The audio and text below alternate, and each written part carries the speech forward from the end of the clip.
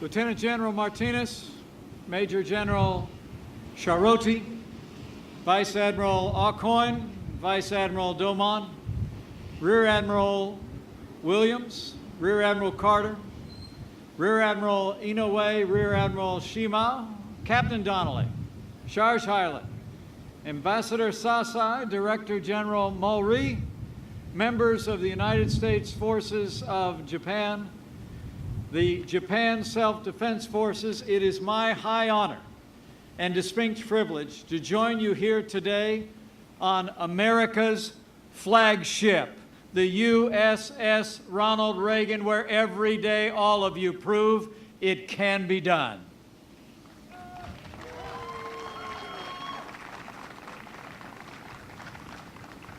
Now, you all look sharp out there, but at ease. It's so good to be with you today. I bring greetings from the President of the United States of America, your Commander-in-Chief, President Donald Trump.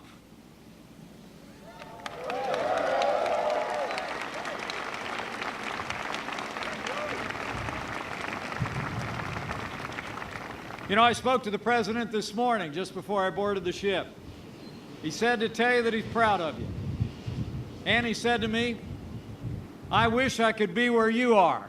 And I know he meant it from the bottom of his heart. You know, the President sent me here today to thank you. To thank you for your service, all of you, American and Japanese, who have stood up, who stepped forward to protect our countries, our values, and our very way of life. You are the sons and daughters of freedom, willing to defend it with your life, so that your families, your fellow countrymen, and future generations may continue to call themselves free. Give yourselves a round of applause. All of America is proud of you.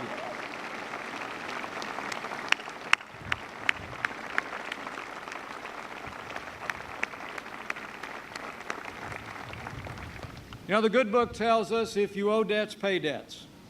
If honor, then honor. If respect, then respect. I stand before you today on behalf of your Commander-in-Chief to pay a debt of gratitude to each of you and to express the well-deserved respect of the President of the United States and the American people for all of you who wear the uniform of this country. Our prayers for you, for your families, for your safety rise every day into the heart of heaven. In a word, you are the best of us, heroes all, and you are here, the Americans among you, so far away from home, because the United States of America and Japan are bound by history, a time-honored treaty, and the abiding oath of friendship. The United States-Japan alliance is the cornerstone of peace, prosperity, and freedom in the Asia-Pacific. And let me be clear, under President Donald Trump, the United States stands unwavering in our alliance and unyielding in our resolve to defend all that we have built together over these generations.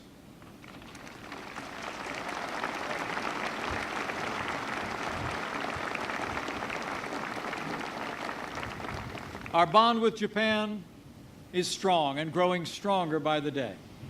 In February, only weeks after he took his oath of office, President Trump welcomed Prime Minister Abe to the White House, where they reaffirmed, in their words, their strong determination to further strengthen the U.S.-Japan alliance. You here, on the deck of this great ship, are the physical manifestation of that alliance. And I have to tell you, it is deeply inspiring to stand before you today and see what I see gathered here on this deck. Every American would be inspired and proud if they had this view, and I know I am.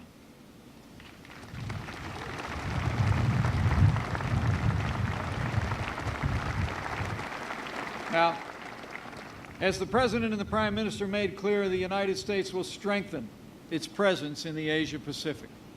Japan will assume a larger role and responsibility in our alliance in the years ahead. And both of our nations will continue to expand our cooperation for our common defense. Under President Trump, the United States' commitment to Article 5 of our security treaty is unwavering. And our treaty covers all of the territories administered by Japan, including the Senkaku Islands. It's fitting that today I deliver this message aboard this great ship, a majestic ship, the USS Ronald Reagan, here at Yokosuka Naval Base. Her steel deck literally signifies the ironclad alliance our country enjoys with Japan and our enduring commitment to the Asia Pacific.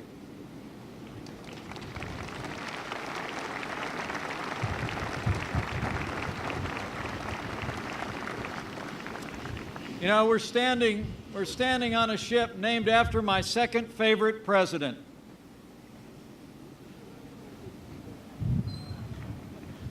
Our 40th president, Ronald Reagan, was a great president who powerfully reminded us that peace only comes through strength. You are that strength.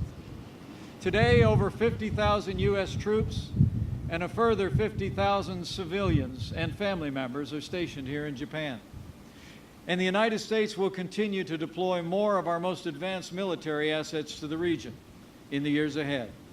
Beyond this noble ship and the carrier strike group that it leads, by the year 2020, this ocean will boast 60% of our Navy's fleet. And the skies above already have F-35 Joint Strike Fighters flying for freedom.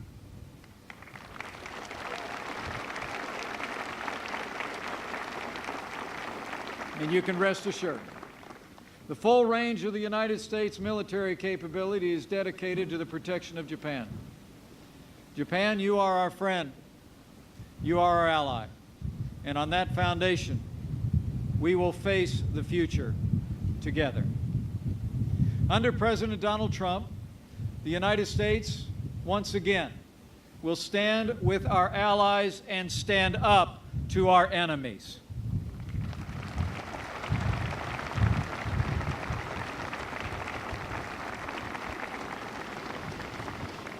And I can assure you, President Trump will unfailingly support the brave men and women in uniform who defend our freedom every single day. You know, we're the proud parents of a United States Marine stationed as we speak at a naval air station in the south of the United States. And I have to tell you, as the parent of someone in the service, it's the greatest privilege of my life to serve as Vice President to a president who is so dedicated to the men and women of our armed forces, their families, and our veterans. I can tell you from my heart, President Donald Trump will be the best friend America's armed forces will ever have.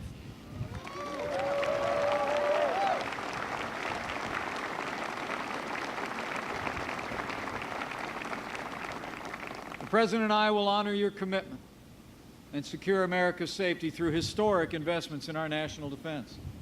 Just as President Ronald Reagan restored the armed forces in his day, so too President Donald Trump will make the strongest fighting force in the world even stronger still.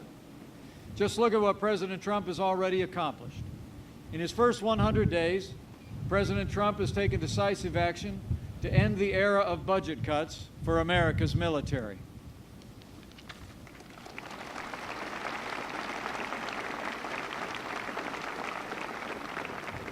President Trump has submitted a budget which will rebuild our military and restore the arsenal of democracy, with the largest increase in defense spending since the days of the namesake of this ship sat in the Oval Office.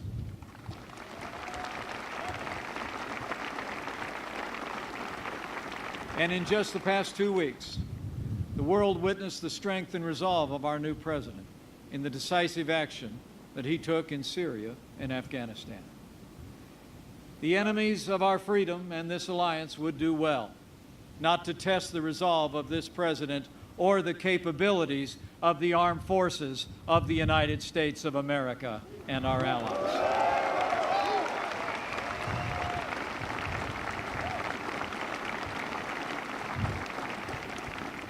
Make no mistake, under President Donald Trump, the United States will be strong, stronger than ever before. For as history attests, when America is strong, the world is safe.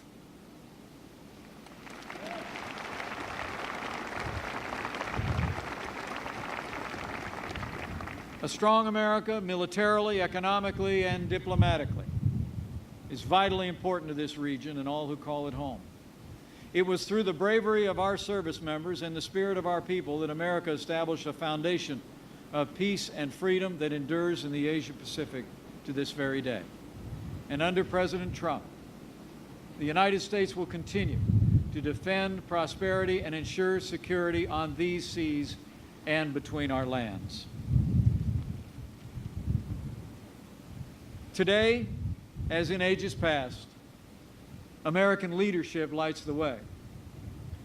The United States stands with all our allies and our partners in the region to keep the peace, enrich our people, and advance the common good. Together, we will defend the rules-based order upon which the region's progress, past and future, depends. We will protect the freedom of navigation and overflight and other lawful uses of the sea in the South China Sea and elsewhere, and we will ensure the unimpeded flow of lawful commerce on the 7 seas.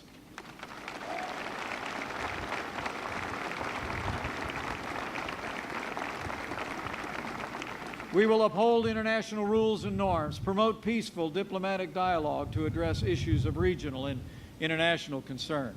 And we will defend human rights because the dignity and worth of every person is an eternal value of the United States of America.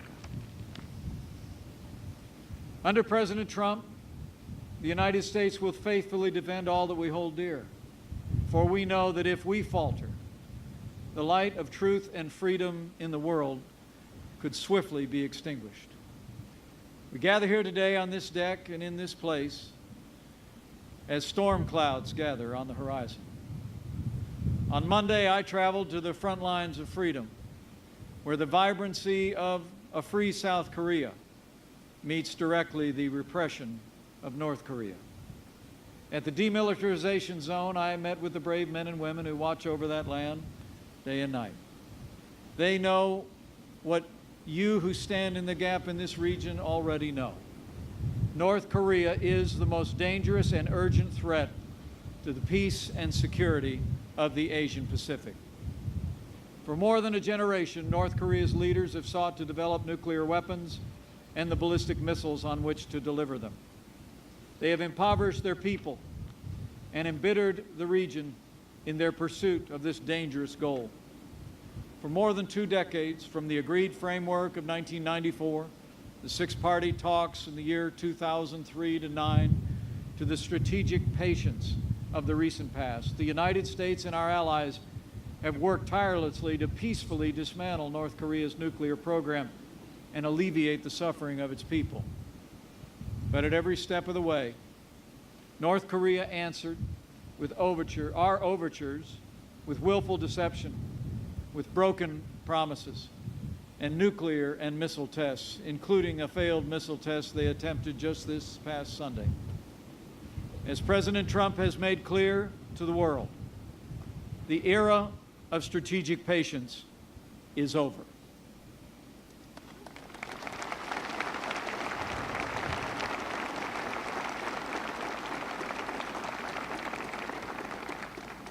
At the President's direction, the policy of the United States will be to continue to work diligently with Japan, our allies across the region, China, and the wider world to bring economic and diplomatic pressure to bear on the regime in North Korea. And we will do so until they abandon their nuclear and ballistic missile programs. But as all of you know, readiness is the key, and you, the instruments of American policy, should know. All options are on the table. History will attest, the soldier does not bear the sword in vain. And those who would challenge our resolve or our readiness should know. We will defeat any attack and meet any use of conventional or nuclear weapons with an overwhelming and effective American response.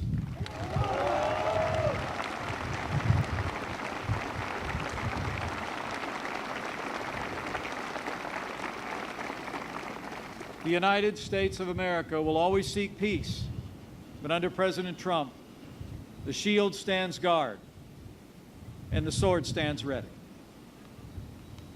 Rest assured, under President Trump's leadership, the United States will continue to protect our people and our allies, and to strengthen the bonds between us today, tomorrow, and every day that follows.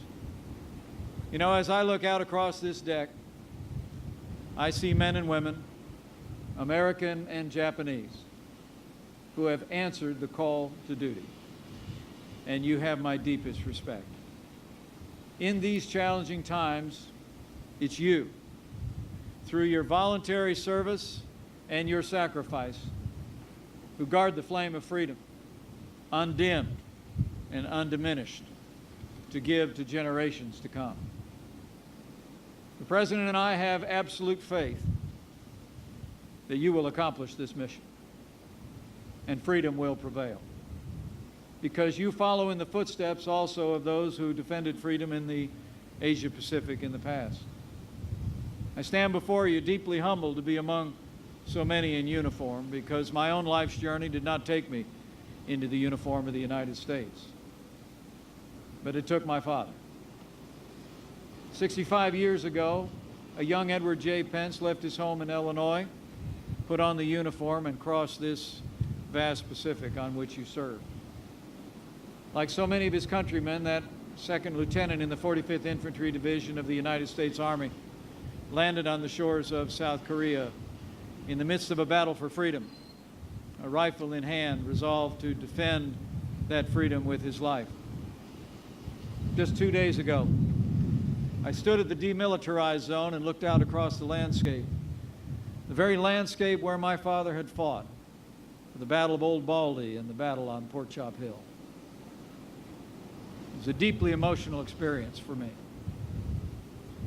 There, alongside his brothers in arms, American and Korean, my dad had helped seize the high ground, repulsing more than 20 enemy counterattacks. And they seized the high ground of freedom, which prevails in South Korea to this day.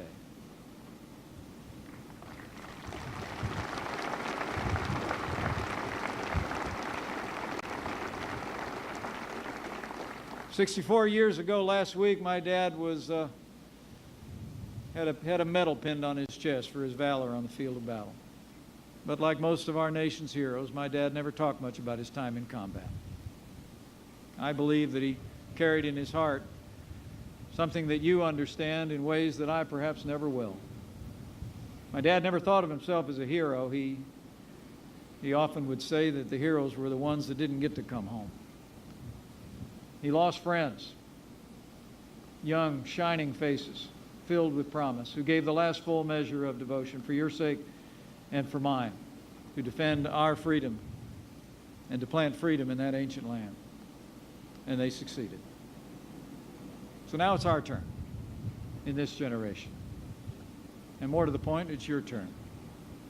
Today, we best honor the sacrifices of those who've gone before by defending the freedom they fought and bled and died to secure.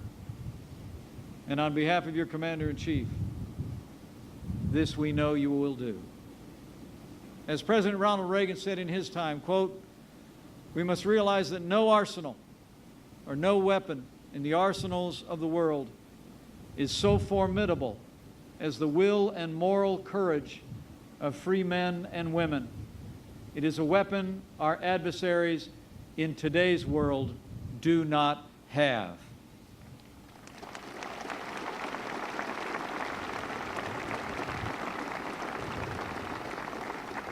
For generations, the United States has stood guard over the Asia Pacific, protecting freedom through our strength of will and strength of arms. With our friends and our allies, with Japan and so many others, we've ushered in an era of unprecedented peace and prosperity on these seas and between our lands. Our choice today is the same as in ages past: security through strength, or an uncertain future of weakness and faltering will. And let me assure you, under President Donald Trump, the United States has again chosen the way of strength.